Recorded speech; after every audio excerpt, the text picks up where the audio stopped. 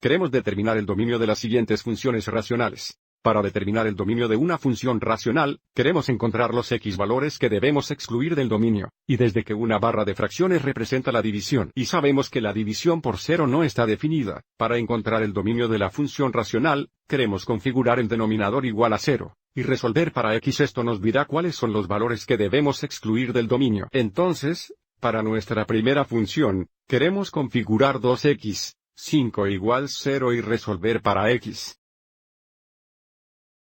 Entonces, agregaríamos 5 a ambos lados de la ecuación, que nos daría 2x igual 5 y luego dividir ambos lados por 2.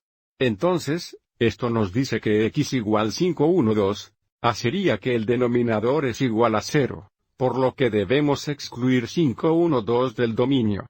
Entonces, el dominio sería todos los números reales. O podemos decir todos los reales excepto x igual 5 1 2.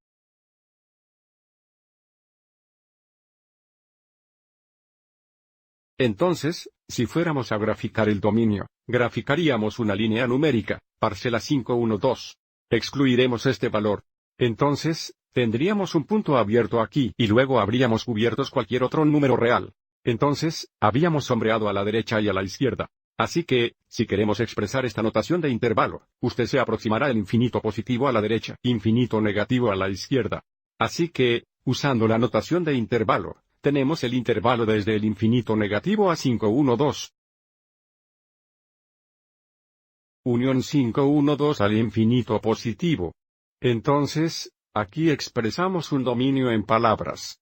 Aquí, lo expresamos como un gráfico. Y aquí, lo expresamos usando la notación de intervalo. Para nuestra segunda función, necesitamos configurar 2x cuadrados más 3x igual 0, y solucionar para x para determinar los valores excluidos. Entonces, tenemos la ecuación 2x cuadrados más 3x igual 0.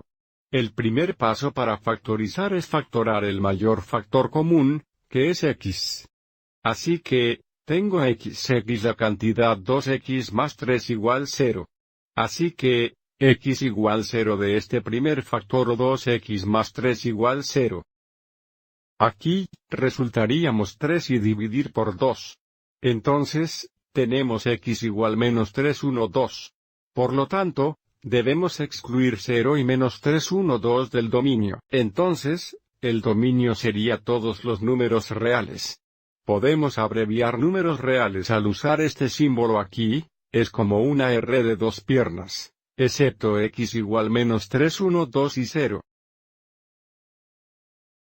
Otra vez, si queremos graficar el dominio, dibujaremos una línea de número y excluiremos 0 y menos 3 1 2. Entonces, digamos que 0 está aquí y menos 3 1 2 está aquí. Excluiremos estos dos valores y gráficos cualquier otro número real. Entonces, graficaremos entre la derecha y la izquierda.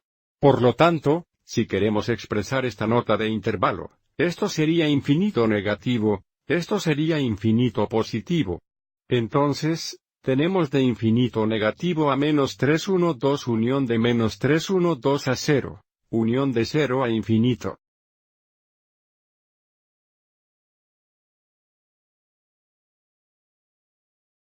Ahora para el último ejemplo, tomamos el denominador de x² más 4x, 21 igual 0 y solucionamos para x para determinar los valores excluidos. Entonces, tenemos x² más 4x, 21 igual 0. Esto factor. Así que, los primeros términos serían el factor de x², que serían si x. Ahora queremos los factores de menos 21 que añaden a 4. Que serían 7 y menos 3. Entonces, la solución a esta ecuación es x igual menos 7 o x igual 3. Lo que significa, estos valores hacen el denominador igual a 0 y deben ser excluidos del dominio. Entonces, el dominio sería todos los números reales o todos los reales excepto x igual menos 7 y 3. Graficamos el dominio bien.